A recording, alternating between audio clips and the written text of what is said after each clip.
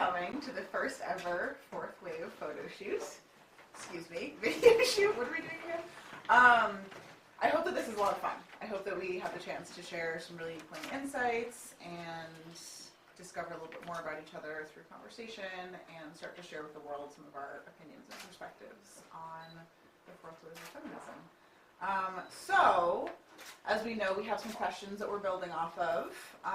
Obviously, we can kind of stray from them as our hearts desire, but the first chunk that we're starting out with, we've got, what does feminism mean to you? How do you think feminism operates in your daily life? What are your day-to-day manifestations of feminism? Why is feminism important to you? And is there anything about feminism that you don't like? So it's a lot of questions. Obviously, we're not going to hit on all of them, but it just kind of helps us get the ball rolling a little bit. So yeah, let's see what happens. Maybe just to kind of ease into it a little bit, I'll just share that feminism for me is really just a word that we use to signify the equality of all people everywhere. So for me, it doesn't actually have anything to do really with gender or sex or sexuality or, you know, cis or genetics or anything like that. It's really just about all humans everywhere are equal, whether or not laws actually reflect that. And then when we do have laws that are supposed to reflect that, whether or not the laws are implemented, that's a whole other story. But to me, it's really this sort of like innate part of being a human being. So yeah, I think that's what feminism means to me. I think that's why we're titling ourselves Fourth Wave. Is that part of this conversation that we're hoping to have and spearhead with others around the world is how do we move the term feminism past its kind of gendered existence at the moment and make it something for everyone, wherever they're at. And feminism is important to me because it gives us a platform to appreciate our femininity and not hide it. I think in the beginning when the pioneers introduced it through such turbulent times, the definition became confused and it was a negative connotation, like, oh, these women who aren't trying to be women and trying to be men and hate men. Well, that's not really what it's about. It's about owning who you are and, like Sarah said, being on equal playing fields. And not being ashamed of dressing like a woman in a boardroom and not being taken seriously. And we still have those obstacles to face with people who don't view women as people who could be working outside the home. But that doesn't mean you have to, for lack of a better word, dumb it down just to tell them, like, hey, I'm equal as you. I don't have to wear a suit and cut my hair like a boy to be seen as an equal person. I can wear a suit or I can wear a dress and I can still run a company. Absolutely. Right. I think when Ruth Bader Ginsburg, someone asked her, you know, when will there be enough women on the Supreme Court, and her answer was, you know, when we could have a Supreme Court full of women and no one would think twice about it. Right. So that where gender is really equal in the sense that no one would bat an eye at a Supreme Court full of men, so why would you bat an eye at a Supreme Court full of women? Exactly. I think that's where we're trying to head. Yeah. Figuring out how to get there.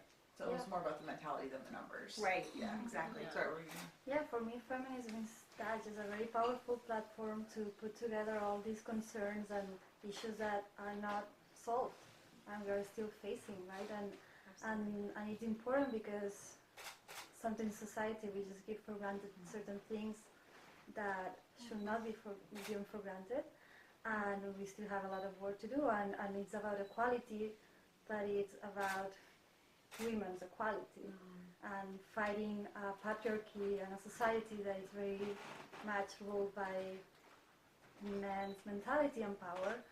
So feminism is not about being against men, or it's not about women being more or less than anything else. It's just fighting for equality in all its different facets, in politics, in economics, in private scenarios, and I think that's what feminism is to me. Yeah, I think the importance of feminism is that it combines both from the personal, private sphere to the public sphere. for me, I found feminism really useful in terms of not just the value system, but also how it relates to the social movement. Because by these ideas, something legally can happen that would really benefit both men and women. And I don't think a lot of things will be achieved without feminism.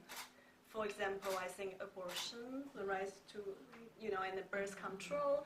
And I think a lot of people nowadays would forget about it or taken it for granted as if, like this is what it should be. But really, this is what happened after a lot of people, work hard on that. Otherwise, we won't have those rights. And I think that's important to acknowledge that. I think it's important to have a fourth wave because a lot of women are not aware that they still have things that there still exist things that we should fight for. That we feel like, okay, some other women in the past, they fought for our rights and we can vote and we have the right in most states to have abortion and contraceptive, but there's still a lot of things that we should fight for, and we shouldn't just say, okay, maybe this is just not possible for us to get those things. Maybe we just never will have equal pay. But yeah, we should still fight for it. We shouldn't, accept this. We should keep pushing for more because we deserve as much as men do. Right. No, and I think, hearing from an international perspective on how women in different parts of the world are facing very different things. And so how do we address that, and how do we build a coalition so that we can find the best way to be women wherever we are, and in whatever context and setting. And so hearing that in some parts of the world, it's in the law that women have to be at least 49% of the government is really, as an American, something that I go, why don't we have that here? Why isn't that something that we're fighting for? Why does that sound so shocking to me? And that it should be a conversation, and it should be something that we discuss, and the only way that we're going to know about it is if we reach across lines and figure out, okay, how are people doing it here? How are people doing it there? Finding the best ways for whatever context we're in.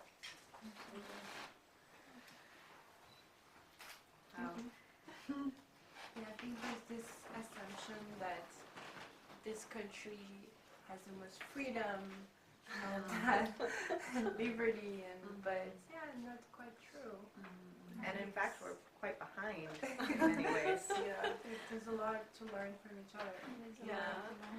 Well, it's shocking to me that there is still this need for a numbers game, despite the fact that it's almost like a first step. Like, we have to get there to even allow there to be a chance to actually have an equitable conversation, which I think boggles my mind, because I'm going, to me, I don't actually care that much about the genders of the people in elected office in the United States. I care about what they're doing with their power. Absolutely. But at the same time, or boardrooms or wherever else.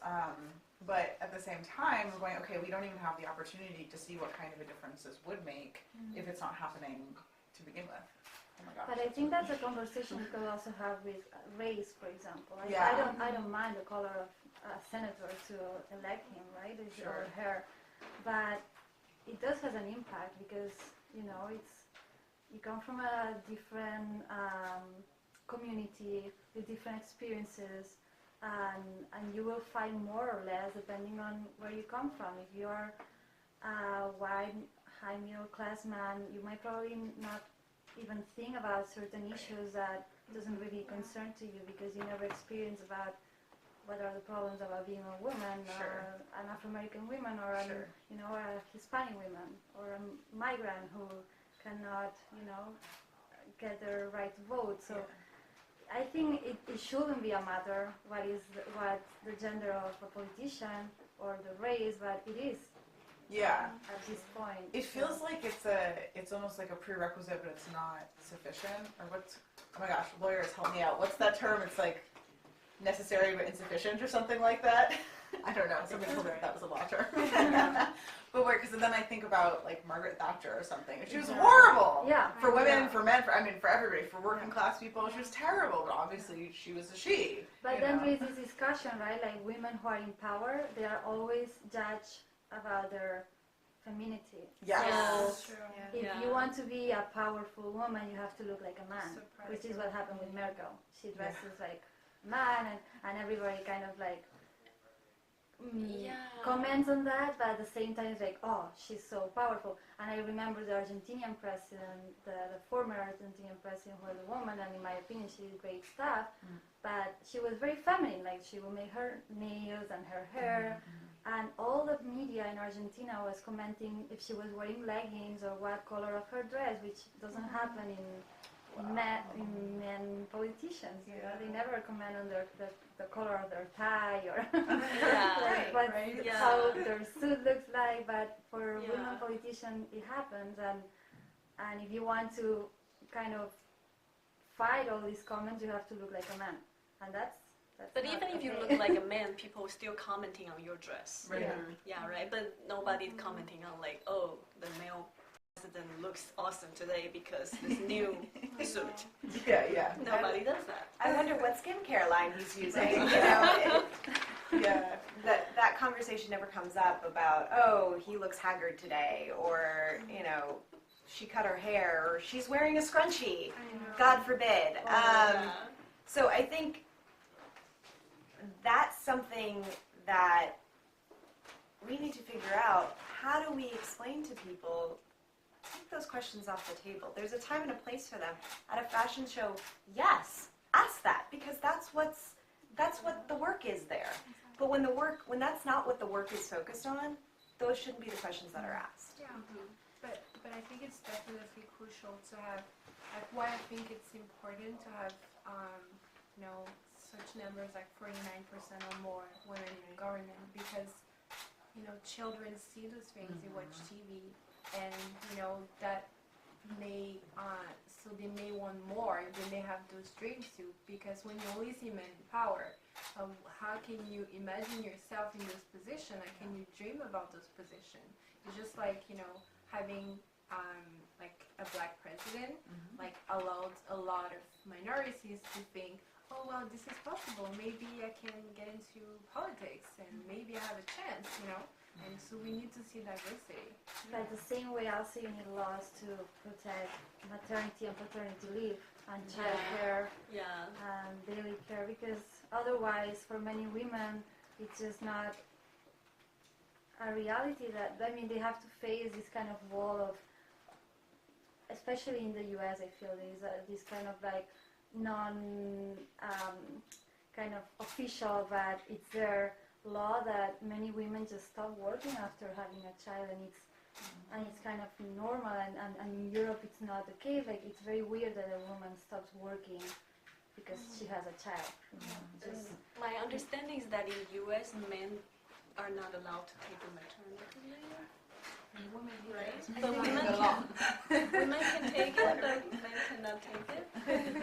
No, women don't. It's not in the law. Like your employer does not have to give you maternity leave. It depends. If your employer employs 50 or more people, and you've been working for at least a year full time, you're entitled to 12 weeks of unpaid job protective leave. Okay. That's across the board federally. But you don't get But it's paid. only women can do that? Only women. Yeah, right? So it's unequal with men. yeah. But California, like New York and New Jersey, are a little bit more generous, but pales in comparison to the generous maternity policies of like Scandinavia and other countries. They pay you like, I think it's 75% of your salary for a certain portion of time. Then you can always pay into private short-term disability. But still, overall, the maternity laws are just backward, substandard, and they just don't work for many American families. Yeah. It doesn't, because if you might have the right to not work, but if you don't get paid, how can You you might afford not to be take able off? to. So it's like not That's even recruiting. giving you Yeah. an opportunity. And it goes back, it's a policy that's still stuck in the 60s when women didn't work Yeah. and men did work. Mhm. And some Congress people who have probably been in since the 60s and don't see life any other way don't really see the urgency in providing paid maternity leave. Mhm. So it's a topic that is